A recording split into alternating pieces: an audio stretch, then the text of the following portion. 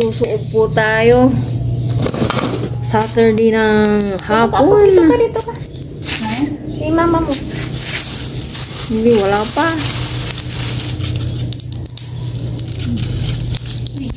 Ayan na. Yan, nag-bonfire na po kami. Bonfire yan, hindi suob. Ayan na,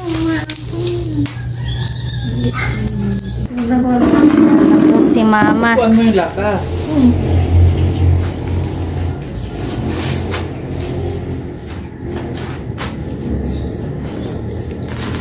Magkikwit tayo tayo. Mangkikwig. Mangkapwag. Babae. Sob.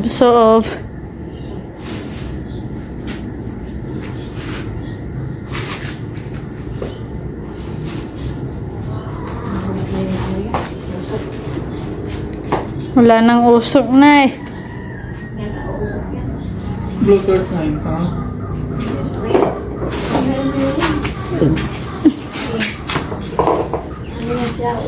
Sinusundan si nanay.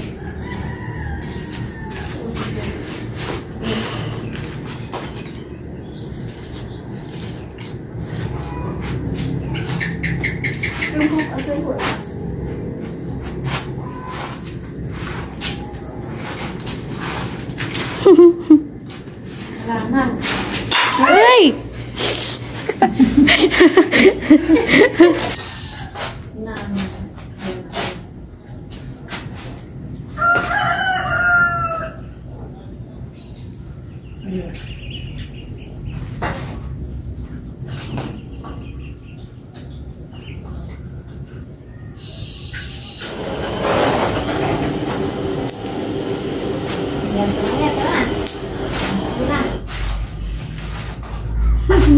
Malikod mo. Ano din ngayon?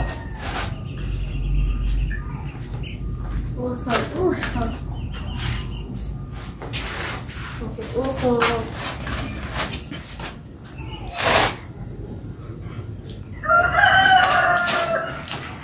Alis.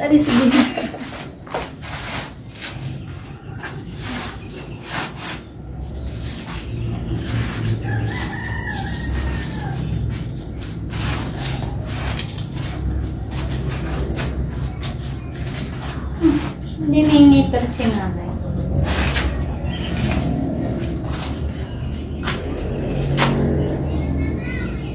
Mainit na. Pausok pa din dito yun. Ano wala yung rin. Yun na lang, Nay. Yun na lang sa amin, Nay. Hindi mo ano yung mukha nyo, Nay. Ano na yan sa amin? Yun na yun.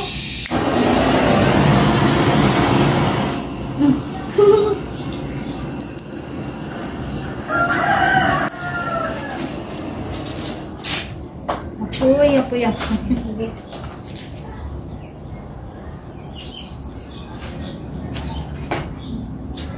Dati na mo yung baligyan ka. Squat. Yung usok. Ano yun? Sa bayabas? Bayabas mamaya. Hindi, upuan mo ba? Upuan mo, parang nakaupo yan. Wala na din yung usok eh. Yan. Okay.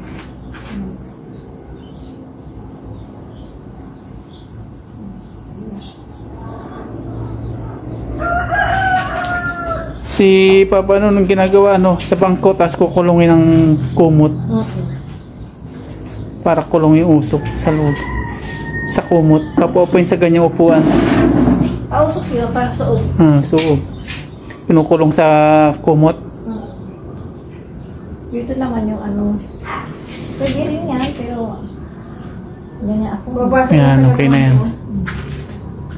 Ang ganda ng usok.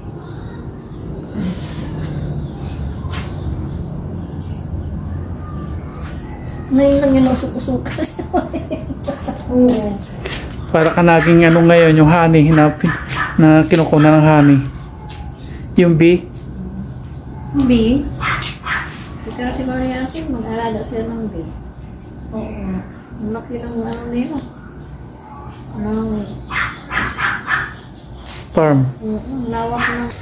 Good morning po sa inyong lahat, and then God bless po. It's Sunday. Nakaligo po na po tayo ng maligamgam. Kung kahapon nagsuot po tayo, ngayon naligo na. Nagsasampay na po sila ay at paparayan. Tapos na pong naglabas si paparayan. Sampay-sampay naman.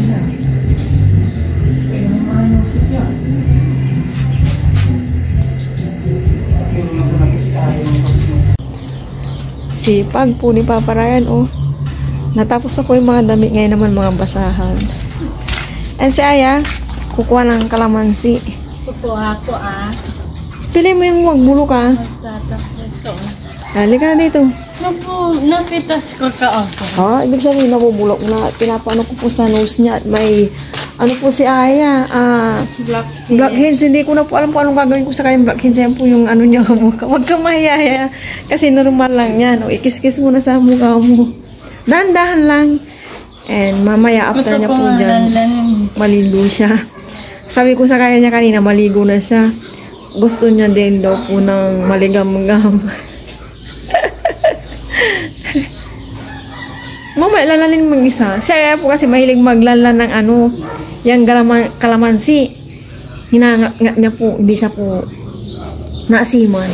Nalalaway tuloy po ako habang nagkakwento sa inyo. Sige, sa nose. Bukas follow up, check up ko yan. Hindi. Ano po kaya yung ano, pampatanggal blackheads po ni Aya sa ganitong edad niya. Pa-11 pa lang si Aya this coming November 22. May white blackheads po siya eh. Kaya, minsan, si Aya, nag-ano po sa gabi, nagpapahid po siya ng yellow sa kanyang muka. Dahan-dahan mo ya. Yung isa naman kung ubos na yan. Yan pa.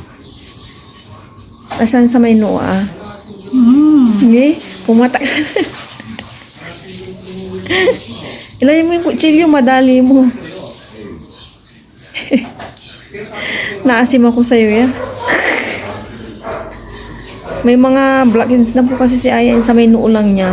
Then may pimples po siya. Dalaga na po si Aya.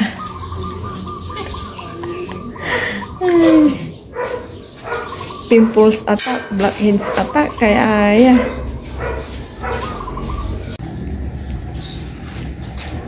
Busy na po si Papa Ryan nagluluto. Si Aya nag-i-study.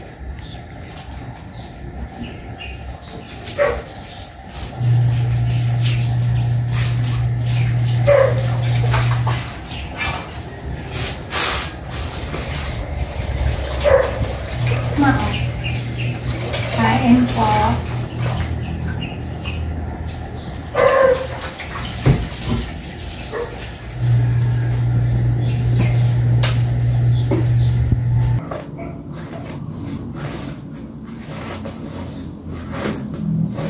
Bukas, follow up check up ko po. Ayusin ko yung bag ko. Kasi nilabhan ko po eh. Ko talaga naglaba.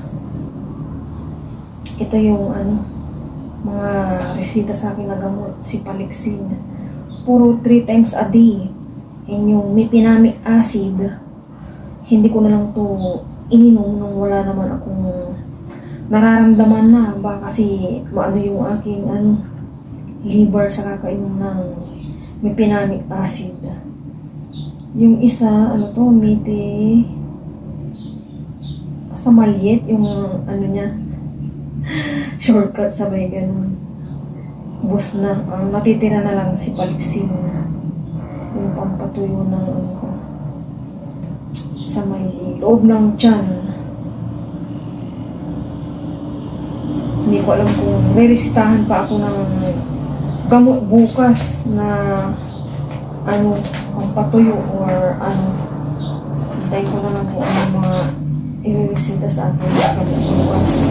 Pero may pinami over na yun, kaya hindi na siguro ang papel-papel to sa listahan sa mamalingki. Siyempre ang lagi kong dala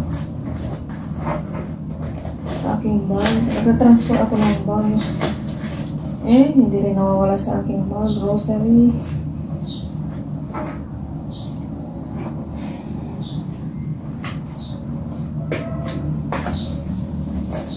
maging okay na lahat at maging okay na ako.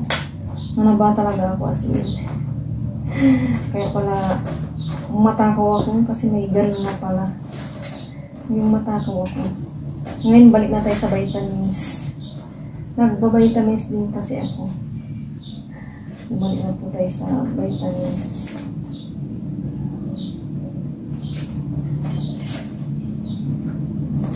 Sala tayo ng wipes bukas.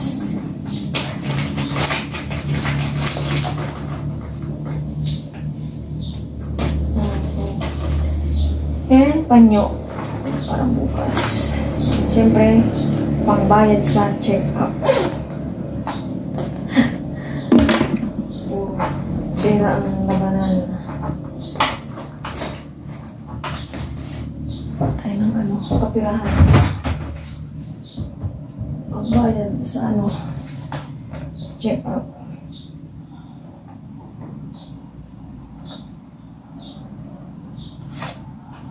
Ayan, isipan lang natin ganyan. Diyan na muna.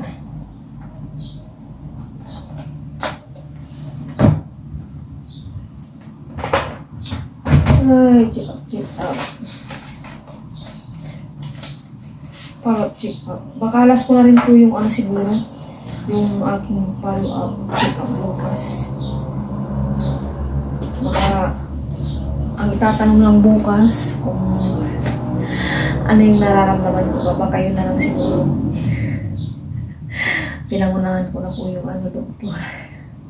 Kahapon, inagapan lang namin yung aking mga symptoms ng mga binat. Kaya pinuusukan ako ng nanay ko. Naghahanap ang nanay ko ng mga tuyong dahon ng bayabas. Tapos yung sa palaspas, yun, ginamit na po namin kahapon. Nung Holy Week, yung palaspas na nandyan lang sa may gilid ng syurap. Yan. And bumili yung nanay ko ng insenso. And then yung may uling yung kahapon mga, mga pampa alis ng binat yung pinuusok sa akin kahapon. Kasi nagtatanong ang nanay ko kung masakit ulo ko or pero parang sa ko to, siguro sa mata or sa aking migraine. Yan, kaya siguro ganun. Pero wala naman siguro akong tagang binat. Ngayon yung aking tiyan, hindi naman siya totally makirot, may time lang. Dahan-dahan naman akong naglalakad dito. Tsaka wala naman talaga akong ginagawa dito sa bahay. Piling ko doon ako magbinat pag walang ginagawa. Naka-bedrest naman ako ng maayos. Maaga kami natutulog and gising ko okay naman. And mga kinakain ko, kasi sinearch ko sa Google kung ano yung mga bawal kainin at kung ano yung pwedeng kainin. Nasusunod ko naman. Kaya wala naman siguro mga kontra-kontra sa akin. Siguro nga pa to, naghihilom, kailangan pang maghilom. May time din na pagkatapos kung shortcut na natin na DNC, na napapatanong ako kung anong nangyari talaga, anong dahilan. Pero nung hindi ko pa alam na buntis ako, inano ko na rin na parang tama na isa, kasi nga tama na si Aya, kumaga may nga ako ngayong hinaharap na hyperthyroidism. Kaya hindi ko alam kung nagiging na naman ako ngayon, nataba dahil to sa aking hyperthyroidism. Yung mga nakaraan is pumapait ako ng pumapait. Tapos ngayon, parang pataba ako ng pataba. Dalawang klase po yun Either papayat ka ng papayat or pataba ka ng pataba. Pero ngayon parang nananaba ako. Ano lang naman kinakain ko, rice konti lang. Or mabiskuit lang ako, or majitjera kami ni Ayo, or sa mga merienda namin. Hindi ko alam kung saan. Ito nga may na naman ako, Kasi makalipas ang 1 year, dapat mabiopsy ulit ako. Ito na, malapit na naman October, pero hindi na muna siguro by November na. Kalbaryo na naman. Panibagong kalbaryo na naman para sa akin ito. And then siguro, hindi ko alam kung inaano ko pa yung katawan ko nire-relax ba para ipa-opera to. Yung aking, para hindi na ako maging moody, hindi na ganito ganyan. Kasi pansin ko rin, magagalitin ako kunting ano lang yan. Basta nagiging moody na ako. Kaya siguro dapat matanggal na to. Pasulpot-sulpot po yung araw sa amin. Ganito siya ngayon, and may araw na mahangin and medyo malamig ang panahon sa mga naapektuhan po ng bagyo. May baha po, nanood kami ng balita kahapon. May mga apektado talaga ng bagyong Nandok. Mag-ingat po tayo. Naka-signal number 1 kami, pero ganito lang po yung panahon sa aming lugar. Kawawa po yung naapektuhan po ng bagyo. Tapos yung kunting ulan lang, baha na. Kawa po sila. Naawa ko pag nakakapanood ng baha. Kasi paano na sila pag isip-isipin mo. Sobrang kawawa po yung naapektuhan ng baha. Tapos pag may bagyo, sobra po yung salanta ng mga lugar nila, mga bahay-bahay, mga daanan. Kaya dito sa amin talaga sobrang thankful. At sa awa ng Diyos, hindi po kami naapektuhan po ng talaga masyadong bagyo, mga pagbaha, ganun.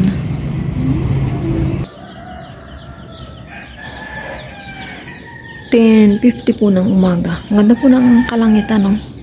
Ayan, umaraw na naman siya. Kanina, makulimlim. Tapos ngayon, biglang sulpot ng araw. Ang ganda ng mga ulap. Naka-formation ang mga ulap dito sa likod. Ito naman yung kuulapan dito sa may terrace sa taas.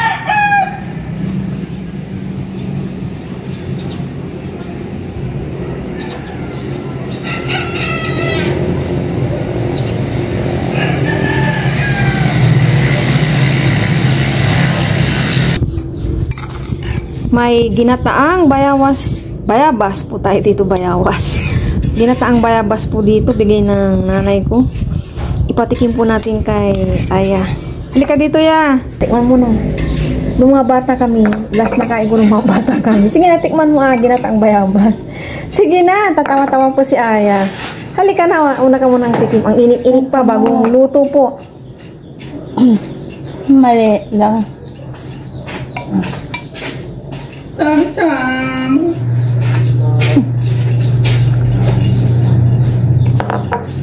Sarap. Sa ilong mo yan. Tikman daw po natin din. Sarap, na-miss ko to. Mga bata kami nagaganito si nanay.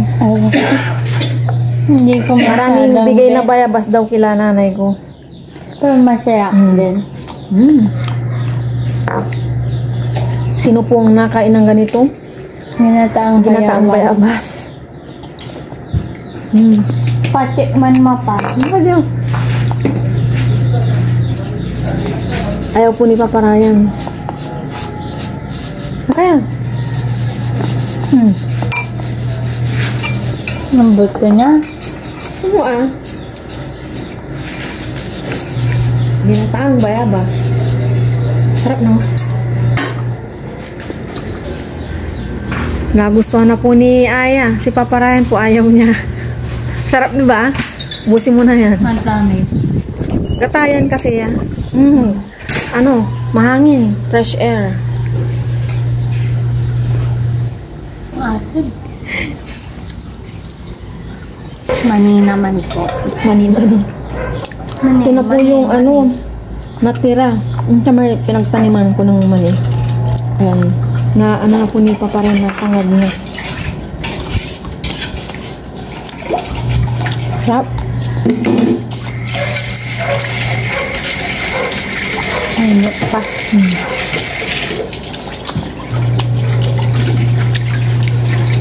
Dito po yung ano, yung ang bayabas. Buti mo na yun. Nating gataan yung mani.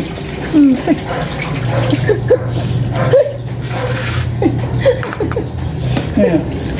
Gataan natin yung mani.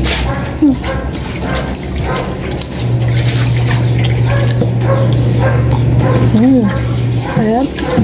Kain po mani. Mamaya pa po kami mag-lunch. Maaga pa. Hangin.